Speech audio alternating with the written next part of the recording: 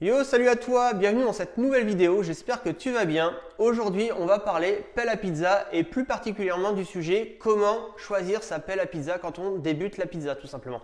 Parce que quand on débute la pizza, on ne sait pas vers quel modèle forcément s'orienter. Il y a énormément de modèles sur le marché, il y a énormément de qualités différentes. Et donc moi ce que je vais faire dans cette vidéo, c'est tout simplement que je vais te partager les 4 modèles que j'ai achetés depuis mes débuts. Donc je vais te partager les avantages et les inconvénients de chaque pelle. Et donc à la suite de ça, ça va être à toi de voir vers quel modèle tu préfères t'orienter tout simplement en fonction de tes envies, en fonction de ce que tu recherches.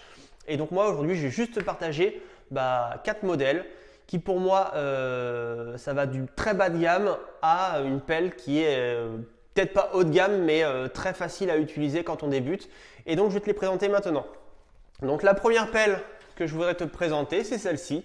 Donc c'est une pelle que tu vas facilement voir dans les moteurs de recherche style Amazon.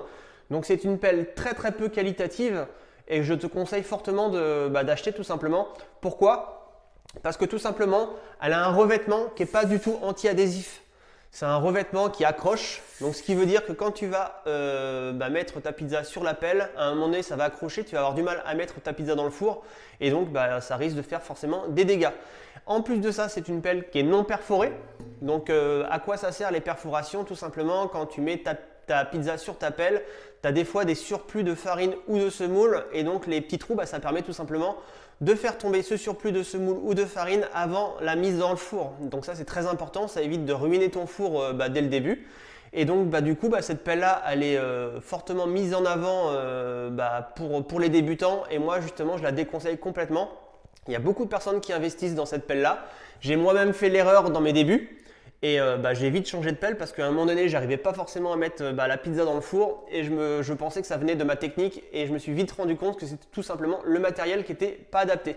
Donc du coup, cette pelle là, donc c'est à mettre de côté, il faut fuir absolument. La deuxième pelle que je vais te présenter, c'est la pelle Lily. Donc ça c'est pareil, c'est une pelle, je vais me reculer un petit peu, c'est une pelle que tu trouves également sur Amazon, qui est déjà un petit peu mieux en milieu de gamme, donc ça doit être 50-60 € la pelle. Donc là on est par contre sur un revêtement anti-adhésif et donc là franchement c'est génial pour mettre la pizza sur la pelle. Par contre le seul petit inconvénient c'est qu'elle n'est pas perforée, du coup lorsqu'on met la pizza sur la pelle on prend un peu de farine et de semoule avec et donc c'est pas top. Mais c'est déjà une bonne pelle pour commencer, pour faire ses débuts. La troisième pelle que je vais te présenter, c'est celle que moi je préfère. Donc c'est une pelle, il n'y a pas vraiment de marque parce qu'elle se trouve sur le site AliExpress. Donc c'est une pelle avec un revêtement anti-adhésif qui est perforée, qui est toute légère, avec un manche tout petit. Donc c'est adapté vraiment pour les fours style Oni ou autre. Et donc c'est vraiment une bonne pelle. Donc là c'est un petit diamètre, je crois que je peux faire du 30 cm. Il y a un modèle un peu plus grand que je vais d'ailleurs acheter prochainement parce que avec le four Onicoda 16 il est un peu plus large. Donc je vais pouvoir faire des plus grandes pizzas. Donc là j'étais limité un petit peu en taille. Donc ça franchement c'est une pelle que tu peux investir pour commencer, pour débuter. C'est une bonne pelle légère et facile à utiliser. Donc tu la trouves sur le site AliExpress. Alors je sais qu'il y a des personnes qui m'ont parlé en message privé et qui m'ont dit que ce genre de pelle là n'était pas forcément terrible au niveau écologie ou autre parce que ça venait de Chine. Alors je suis d'accord avec ça, mais le problème c'est que moi je ne suis pas encore expert dans les matériaux. Donc je ne sais pas non plus si les grandes marques utilisent des bons matériaux ou si également ils achètent en Chine pour revendre à des prix exorbitants. Je ne sais pas du tout la qualité des matériaux, donc je ne veux pas m'avancer sur tout ça. En tout cas cette pelle là, elles sont faciles à utiliser, faciles à trouver sur internet. Elles sont pas chères pour investir quand on débute. Donc moi je te la conseille fortement.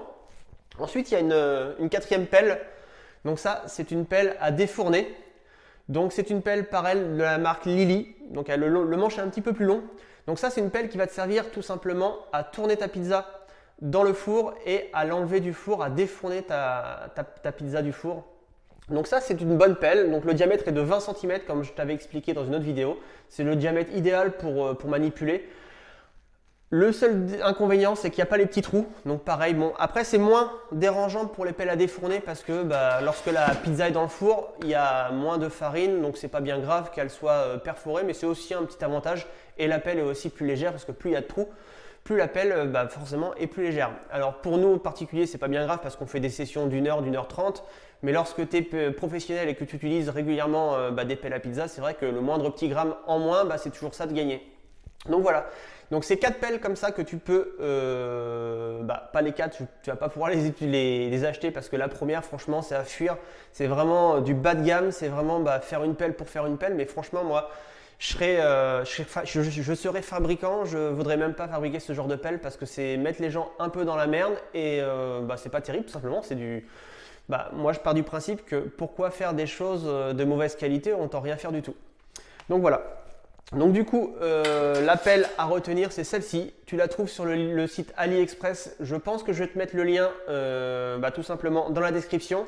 Donc mon but ici, c'est pas de mettre des marques en avant parce que c'est pas mon but de mettre des marques en avant. Mais en tout cas, tu peux trouver des bonnes pelles à pas cher sur le site AliExpress. Alors, il y en a qui vont me dire oui, mais tu mets le site AliExpress. C'est pas que je le mets en avant, c'est tout simplement que c'est sur ce site-là que tu vas trouver les pelles et à des tarifs abordables tout simplement.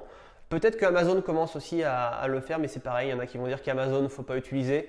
Ça, c'est un autre débat. Je vous laisse faire en fonction de vos convictions, d'acheter là où vous voulez. Maintenant, il existe aussi des pelles très très chères, à une centaine d'euros.